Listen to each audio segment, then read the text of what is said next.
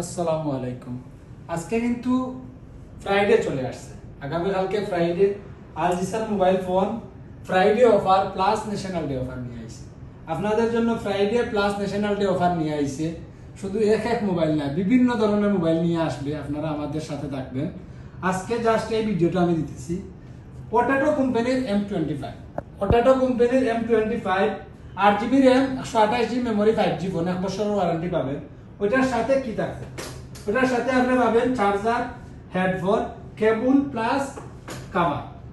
ওইটাতে কিন্তু আপনাদের S25 অরিজিনাল S25 এর কভার বসবে।